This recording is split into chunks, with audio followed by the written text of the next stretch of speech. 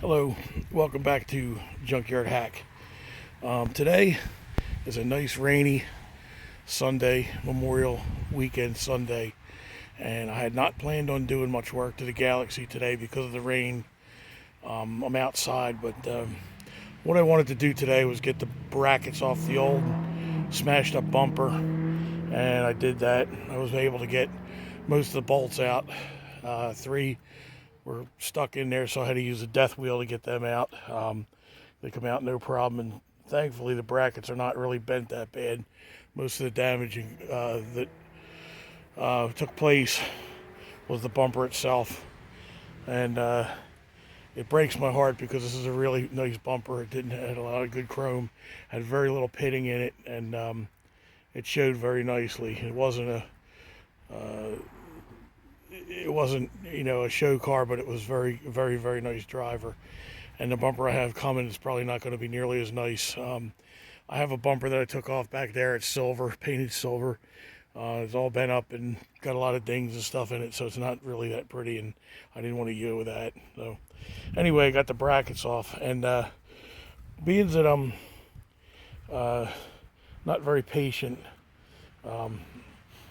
I wasn't satisfied with just to do that. So I was taking a look at this lower control arm bushing or lower control arm, and trying to figure out how I can get it out or make it easier to get out. And one thing led to another, and then I started taking it out piece by piece, disassembling things from the lower control arm.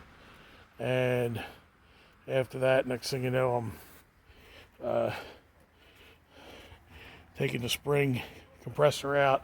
I got the spring out eventually.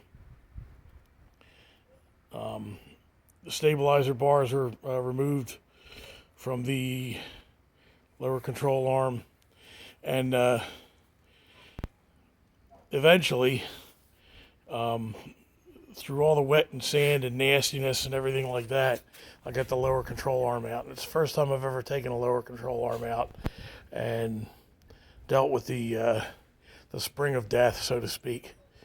I've heard a lot of these stories where these things can kill people and what have you, so I took a lot of cautions and used a jack and read the instructions and reread the instructions and so forth. So that's where that stays right there.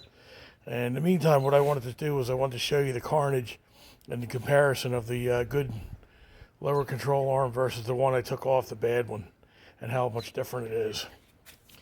And I got them both deployed right here on the table. Obviously you can see that the bad one was severely bent in the middle there.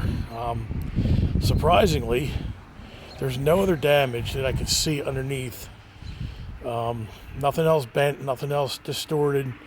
Looked like everything occurred, or everything that happened to the lower control arm, and that's it. This is the new one I got. This is a used one I got. Came off a 66 or 65 Galaxy, I'm not sure, but I could put a new ball joint in it. Cleaned it up, painted it, put a new bushing in it, had a new bushing pressed in it yesterday. So that's all done, and that's the difference, and that's what happened during the accident. My guess is the wheel hit a curb or something, and the full weight of the car was pushing against that and caused that to fold up underneath there. And there you go. Like I said, the upper control arm does not look bad at all. It looks like the other one on the other side, and there's no distortions. Just as a precautionary, regardless of what happens, I'm going to replace the ball joint, because I'm sure the ball joint in the upper control arm took some stress, and that's not really a hard thing, because I put a new ball joint in that thing, good to say, about right when COVID first hit, so about a year and a half ago. So it's got three bolts. It'll come right out, no problem. I say no problem, but I mean not as hard as the factory ones with the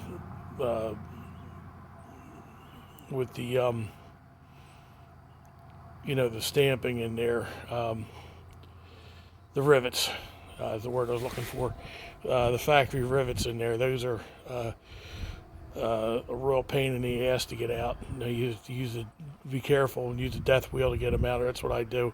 But you don't want to cut the control arm itself, so you got to be real careful with that. But anyway, just wanted to update you guys on what's happening with this. It's a crappy Sunday. I hadn't planned on doing all this, but I can't wait to get this thing back on the road. So the more I can do, the sooner I can do, the better. And yeah, so have a great weekend, rest of your weekend, and get out there and work on stuff and fix stuff and bring it back to life. Take care, and God bless everyone.